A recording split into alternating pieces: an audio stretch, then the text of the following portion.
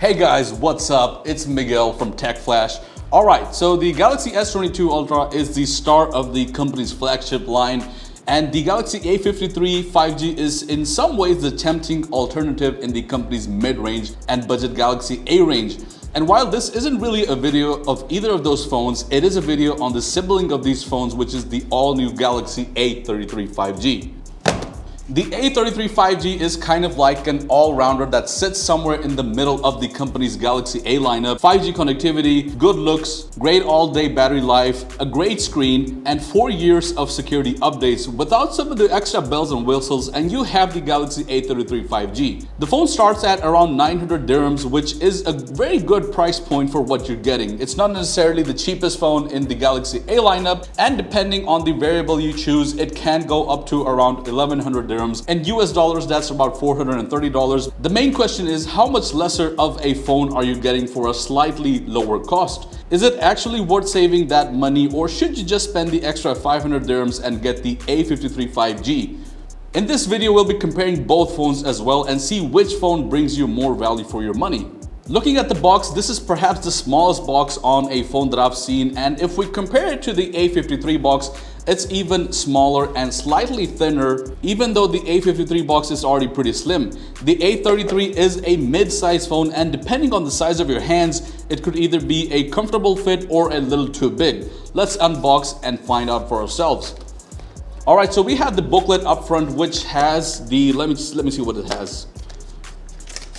Alright, it has the charging cable and some minimalist paperwork or a guide, and this is the USB-C to USB-C port, and as you guessed it, this does not come with a charger. You might have already guessed that by looking at the box. Right after that, we have the star of the show, which is the phone itself, in this awesome white color, and finally the SIM ejector pin. You can pick this up in black, white, which is what we have here, and a peach and blue color similar to what we have here with the A53. The device has a plastic rear with the camera bump sticking out a little, and if we compare to the A53, the design is pretty much the exact same. If we're to compare them design-wise, both are actually very similar. In fact, from the back, you cannot tell which phone is which.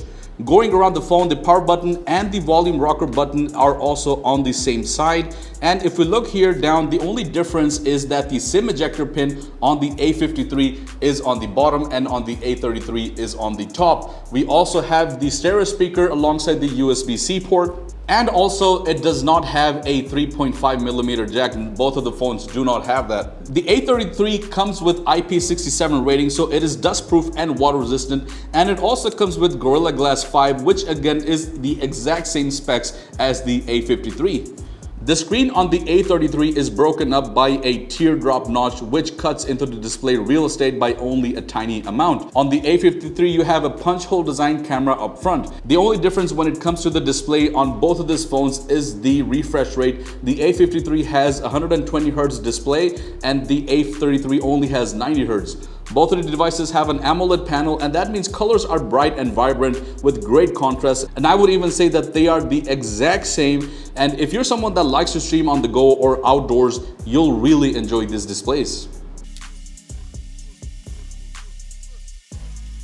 When it comes to the cameras, as I mentioned, the design and the amount of cameras on both are the exact same. The A33 has 4 rear cameras, but the quantity is not the same as the quality. The handset photograph power is perfectly fine for social media use, but you wouldn't be able to take high quality professional photography with it. The main camera is a 48 megapixel one, and it's joined by a 8 megapixel ultra wide, a 5 megapixel macro, and a 2 megapixel depth sensor. And I should mention here that the A53 has a main 64 megapixel camera, which is quite good and much better than the 48 megapixel one on the A33. So that is another key difference to keep in mind between these two.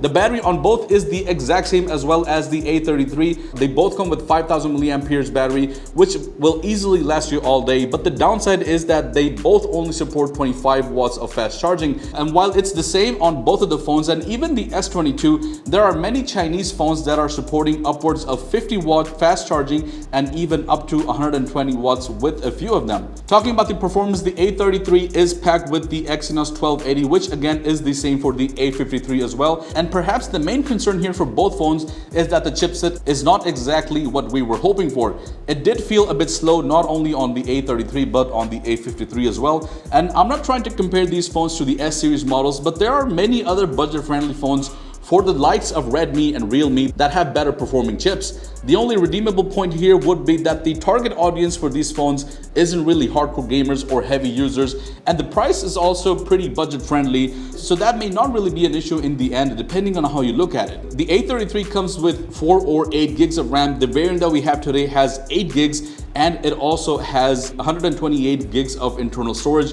which is expandable with a micro SD card with up to 1 terabyte. Coming down to a conclusion as to which phone you should buy, well, there is a certain appeal for the A33 5G. If you're on a really strict budget and can manage to live without a 120Hz display and a slightly lower quality camera, which isn't that bad at the end of the day, then go for it. But if it was me, I would go for the A53 because the price difference is very minimal and you do get a slightly better, faster display and a better camera too. Anyways guys, that is it for this video. Let me know down in the comments below what phone you would go for and why.